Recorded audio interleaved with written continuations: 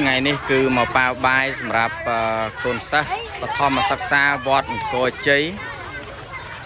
នៅខាងខេត្តកំពតបងប្អូននៅខាងខេត្តកំពតនិយាយរួមទៅកូនសិស្សថ្នាក់បឋមសិក្សាវត្តអង្គរជ័យឥឡូវពួកគាត់បានមកហូបទាំងអស់គ្នាហើយបាយប្រហែលតូបគឺបានប៉ាវអស់ហើយបងប្អូនគឺអស់លីងហើយគាត់ឥឡូវនេះបងប្អូននាំគ្នាហូបមកឆ្អែតអូន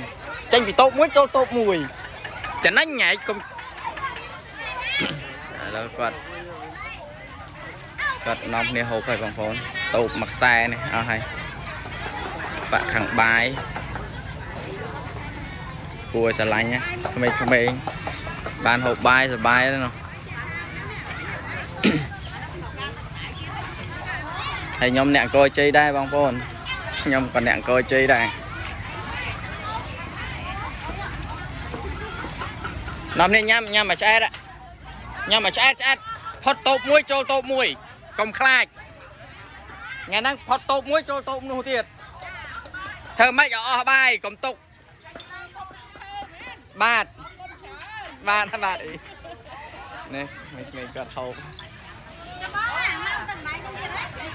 អស់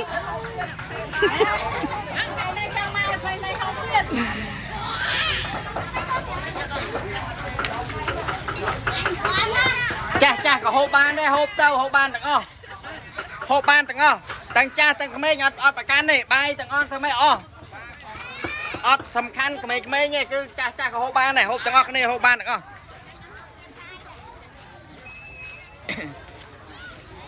អូយច្រើនណាស់បងប្អូនថ្ងៃនេះច្រើនមែនតើ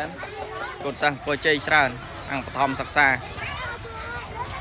ច្រើនណាស់ចឹងបានប៉ាវរួចរាល់អស់ហើយបងប្អូនតិចទៀតទៅផ្ទះវិញហើយឥឡូវបានសម្រាប់គោលដៅមួយទៀតគឺខាងបឋមសិក្សាវត្តអង្គរជ័យ